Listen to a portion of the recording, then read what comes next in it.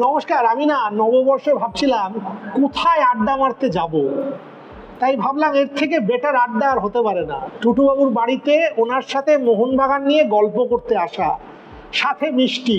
আপনাদের সবাইকে শুভ নববর্ষ। টুটুবাবু, আপনাকে শুভ নববর্ষ। মোহনবাগানের এই ধরনের সিজন আপনার সাথে গল্প করতে পারা একটা সৌভাগ্যের ব্যাপার। মোহনবাগান আপনার কাছে কি, এটা দিয়ে শুরু করি। মোহনবাগান আমার কাছে তৃতীয় সন্তান আর আমার প্রাণ। এবং তুমি, তোমার যে বয়স, তুমি আমার মোহনবাগানের সব থেকে যখন উচ্চতা ছিল সেই পিরিয়ডটা তুমি দেখেছো, সুতরাং বুঝতে পারছো আমার কাছে কি, আমার তৃতীয় সন্তান। আপনি মোহনবাগানে এলেন কিভাবে? আমার বাবা মোহনবাগানের মাঠে খেলা দেখতে যেত, তো বাবার হাত ধরে আমি যেতাম এবং গোলপোস্টের পাশে একটা ব্লক ছিল যেখানে কারবালা ট্যাঙ্ক লেগে সবাই বসতো, তো আমি আর অঞ্জন সেখানে বসতাম। সেই থেকে আস্তে আস্তে আস্তে আস্তে তারপরে কি হলো, আমি দেখতাম যে সব খেলায় ইস্ট বেঙ্গল জিতছে আর ইস্ট বেঙ্গল যে প্লেয়ার চাইছে নিয়ে দিচ্ছে। তখন আমি প্রমিস করেছিলাম ব্যবসায় যদি কখনো সফল হই তাহলে প্রথম কাজ হবে ইস্ট বেঙ্গলকে শিক্ষা দেওয়া যে আমরা যা চাইবো আমরা তাই পাবো। আমাগো কৃষাণু, আমাগো বিকাশ, আগামো মনা। তারপর সব থেকে বড় জিনিস যেটা মোহনবাগানে বিদেশি একটা ঐতিহ্য, বলতো কি ঐতিহ্য জানি না, যে আমরা বিদেশি খেলাবো না, যার ফলে প্রত্যেক খেলায় আমরা হেরে যেতাম। তো আমি দেখলাম যে ক্লাবের সমর্থকরা জিততে চায়, ঐতিহ্য নিশ্চয়ই ভালো, কিন্তু ঐতিহ্যের জন্য পরাজয় সব খেলায় এটা সহ্য করা যায়।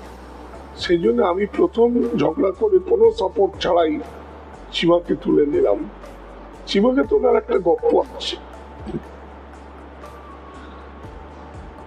আমি যখন প্রথম বছর চিমাকে তুলতে গেলাম, চিমার বাড়িতে গিয়ে ক্যাথি রান্না করছে, সেখানে আমি বসে থাকতাম। ক্যাথি বলতো আপনি এসছেন, আচ্ছা আমার বাচ্চা দুটোকে ধরেন। কোলে বাচ্চা দুটোকে দিতাম, অনেকক্ষণ বাচ্চা নিলে যারা করে তারা শুশু করে দিত। ফিরে এসে আমি বউকে বলতো এক্ষুনি পাজামা ছাড়াও, কি হয়েছে জানো, তোমার ছেলে শুশু করছে। বলে ও, তোমার ছেলে যখন শুশু করতো তুমি কিছুতেই শুশু করতে দেবে না, চিমার ছেলে যখন শুশু করছে তোমার কাছে লিকুইড গোল্ড, আমাকে চিমাকে তুলতে হবে, ক্যাথি হাতে না এলে চিমা উঠবে না। দুর্ধর্ষ গল্প, অ্যাবসলিউটলি আনবিলিভেবল। আপনি কয়েকদিন আগে একটা চিঠি লিখেছেন, ওই বিদেশির থেকে যদি এখনকার বিদেশি রেসে চলে আসি, জেমি ম্যাকলারেনের গোলে মোহনবাগান জিতলো, আইএসএল ট্রফি জিতলো, তারপরে আমি দেখলাম আপনি একটা চিঠি লিখেছেন সঞ্জীব গোয়েঙ্কাকে, তাকে ধন্যবাদ জানিয়ে পুরো সিজনটাকে। প্রথম প্রশ্ন, এই সিজনটা একটা অনবদ্য season, ISL trophy, ISL league shield, এর পেছনে আমার ব্যবসায় যেমন দূরদর্শিতা, তেমনি একটা মস্ত বড় সাকসেস আর দূরদর্শিতা হচ্ছে সঞ্জীব গোয়েঙ্কাকে চুজ করা। সেই সময় ইস্ট বেঙ্গল স্পন্সর পেয়ে গেছে, আমরা কোনো স্পন্সর পাইনি, ছটফট করছে একে তাকে। আমি বললাম দেখো, সঞ্জীব গোয়েঙ্কা কলকাতার ছেলে, আর আরপিজি আমার খুব বন্ধু ছিল, আরপিজি মোহনবাগানের মেম্বার ছিল, সঞ্জীবকেও মোহনবাগানের মেম্বার করে, সুতরাং ওদের একটা কলকাতার লোক বলে। আরপিজি তো ধুতি পাঞ্জাবি পরতো, বাঙালির ওপরে একটা দুর্বলতা ছিল। এর ফলে আমি বলবো যে সঞ্জীবের একটা অ্যাফেকশনের মোহনবাগান ইনবিল্ড ছিল, যেটা আমি বুঝতে পেরেছিলাম, যার ফলে সমস্ত বাধা অতিক্রম করে সঞ্জীব গোয়েঙ্কা গ্রুপের সঙ্গে মোহনবাগানের আমি বিয়েটা দিয়ে দিয়েছিলাম। এই বিয়ে দেওয়ার ফল হচ্ছে, দেখতে পাচ্ছ বাচ্চাগুলো কিরকম হয়েছে। আমি আমার ওনার সাথে খুব ভালো বন্ধুত্ব সঞ্জীবের সাথে, এবং আমিও দেখি মানে ওনার কিন্তু এই ফুটবলে মোহনবাগানকে একটা অন্য উচ্চতায় নিয়ে যাবার একটা খিদে আছে, যেটা আমাকে আকৃষ্ট করে, যে শুধু ইন্ডিয়াতে জিতবো না, এশিয়ান লেভেলে গিয়েও ভালো খেলতে হবে, এএফসিতে ভালো খেলতে হবে। ওনার মধ্যে আমি এই খিদেটা দেখতে পাই। আমি হয়তো তখন খিদেটা দেখতে পাইনি, কিন্তু আমি মোহনবাগানের প্রতি যে ওনার খিদে হবে, মোহনবাগান ক্লাবের প্রতি, ন্যাশনাল ক্লাব অফ ইন্ডিয়া এবং কলকাতার এত বড় জনপ্রিয় ক্লাব, সেটা আমি বুঝতে পেরেছিলাম। আপনি কোনো অপোজিশন পেয়েছিলেন? ওরে বাবা, শুধু ময়দান নয়, যারা বয়স্ক লোক, নর্থ ক্যালকাটা, আমি কিছু লোকের নাম করবো না যারা ক্ষমতায় আছে, সেটা দরকার নেই, কিন্তু তার সত্ত্বেও আপনি এই যে ডিসিশনটা নেন, তখন তো আমি হিটলার, মোহনবাগান ক্লাবে আমি হিটলার। চিবা খেলবে, কোনো ঐতিহ্য নয়, খেলবে, বিদেশি খেলবে, তো আমি হিটলার হয়ে এই ডিসিশনটা নিয়েছিলাম। আজকে কিন্তু দেখুন এটা মানতে হবে যে সঞ্জীব গোয়েঙ্কা আসার পরে স্পোর্টস সায়েন্স, অর্থ, প্রফেশনালিজম, এই দেখো আমি তোমার একটা কথা বলি, যখন বিজয় মালিয়া চলে গেল, একটা বছর এলো যখন প্রায় 10-12 কোটি টাকা লাগলো, সেটা আমি ম্যানেজ করে দিয়েছিলাম, কিন্তু পরে আমি দেখলাম এটা যেদিকে যাচ্ছে এটা 50 কোটি টাকার দিক। কারেক্ট। সেটা আমার সামর্থ্যের বাইরে। আমার সামর্থ্যের বাইরে হলে আমি নিজের জন্য যদি নিজের সাথে ধরে রাখি, তাহলে আমি কি ক্লাবকে তৃতীয় সন্তান বলছি? আমি মিথ্যে কথা বলছি পয়লা বৈশাখে। ক্লাবের যেটা ভালো হবে সেইটাই আমার দরকার। সেটা করতে গেলে এমন একজন স্পন্সর দরকার যা কলকাতার সঙ্গে একটা বাঁধন আছে এবং ভবিষ্যতে মোহনবাগান ক্লাবকে সঙ্গে একদম জুড়ে যাবে। সেটা একবারে অঙ্ক মিলে গেল। সত্যিই মিলে গেছে। এবং আমি এখন দেখুন আর কোনো সেরকম কোনো কন্টেস্টই নেই যে মোহনবাগান ভারতের 1 নম্বর ফুটবল ক্লাব, এইটা ডিবেটটা সেটেল হয়ে গেছে। আপনি যখন এবছরটা দেখেন, অ্যাজ প্রেসিডেন্ট জিজ্ঞেস করছি, আপনি যখন ঘুরে দেখেন আইএসএল, লিগ শিল্ড, ট্রফি, আপনি এই সিজনটাকে কিভাবে দেখছেন? তুমি একটা ছোট্ট জিনিস দেখো না, মেলিনা বলে আমাদের যে কোচ আছে, মলিনা বা মেলিনা, সে নাচে না, সে লাফায় না, তাকে দেখে পাগল মনে হয় না, মনে হয় শান্তশিষ্ট একটি ছেলে। সেই শান্তশিষ্ট লোকের ভেতরে তুমি এই লাস্ট খেলার চেঞ্জটা দেখো, ফ্যান্টাস্টিক। সাহাল এবং আশিক পুরুনিয়া, এই দুটো চেঞ্জ খেলাটাকে ঘুরিয়ে দিল। অথচ কাকে তুললো? কামিন্সকে তুললো, যে অপূর্ব পেনাল্টি গোলটা দিল। সাধারণত একদিকে মারে গোলকিপার, একদিকে পড়ে, কিন্তু ওই গোলকিপারও তো ভারতের গোলকিপার। ও ঝাঁপালো কিন্তু যেদিকে মারলো, কিন্তু বলটা এত জোর ছিল যে ওর পক্ষে সেটা হাতটা ঠেকানোই সম্ভব হয়নি। কিন্তু এই মলিনা যে রাখার পেছনে সঞ্জীব গোয়েঙ্কার হাত, সাধারণত কি হয়, একটা খেলা ভুল খেললেই করছেন, এটা ময়দানের একটা নিয়ম নীতি। সঞ্জীব গোয়েঙ্কা কিন্তু ব্যবসাতে যেরকম এক্সিকিউটিভদের, বড় অফিসারদের ধরে রেখে আজকে যে কোম্পানিগুলো উনি করেছেন সবগুলো সাফল্যতে জোড়া, এর পেছনে যেমন ওইটিও আছে, সেই জিনিসটা উনি অ্যাপ্লাই করেছেন মোহনবাগানে। কোচকে চেঞ্জ নয়, কোচ শুড রিমেইন। এবং আমি খবর পেলাম এবছরেও মলিনাকে রাখা হয়। আমি মলিনার একটা লম্বা ইন্টারভিউ করেছিলাম কিছুদিন আগে, কয়েক সপ্তাহ আগে। তাতে উনিও বলেছিলেন যে আমি ম্যানেজমেন্টের থেকে যে সাপোর্ট পাই, আমিও এবার এশিয়ান লেভেলে মোহনবাগানকে নিয়ে গিয়ে খেলতে চাই। আমি তার চোখেও এটা দেখেছিলাম যে না, দিস ইজ নট ইট, শুধু আইএসএল জিতবো না, এর ওপরেও যাব।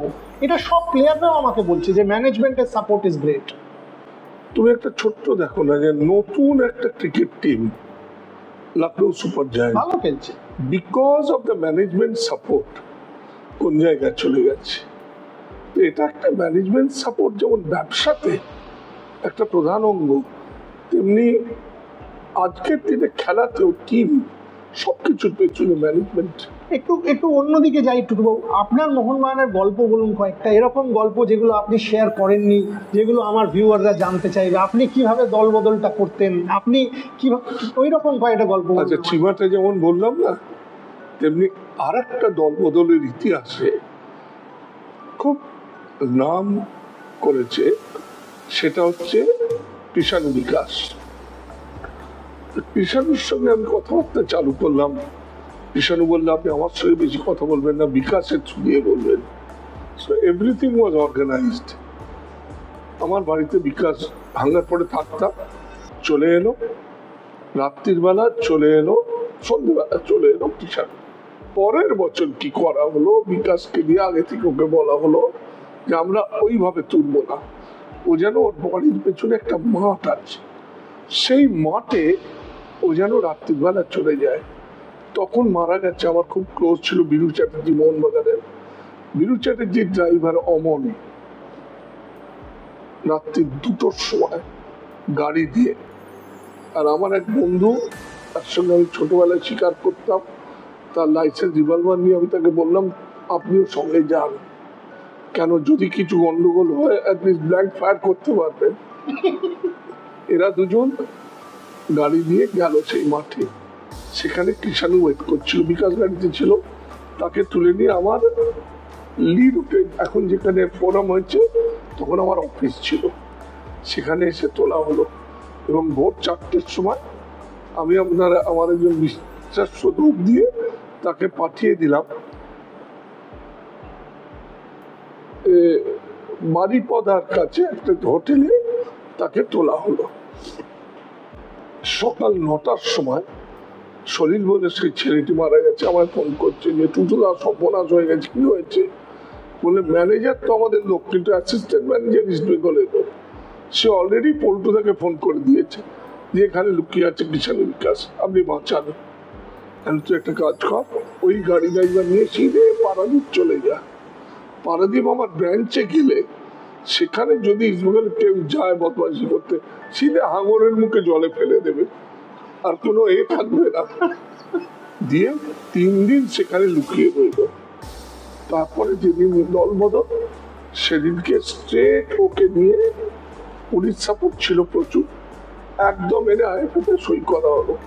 This is the story of Krishanu Bikash. আজকালকের দিনে তো টাকা দিয়ে দল বদল হয়, এসব জিনিস তো কোনোদিন হয়নি। এবার আরেকটা বলি, মনা, আমাগো মনা, মনোরঞ্জন ভট্টাচার্য, তাকে তুলে নিয়ে এসে আমার ভাঙ্গারপটে নিজের বাড়িতে, আর আমার বারান্দা একটা দোলনা ছিল, সেখানে আমার স্ত্রী দুলছে।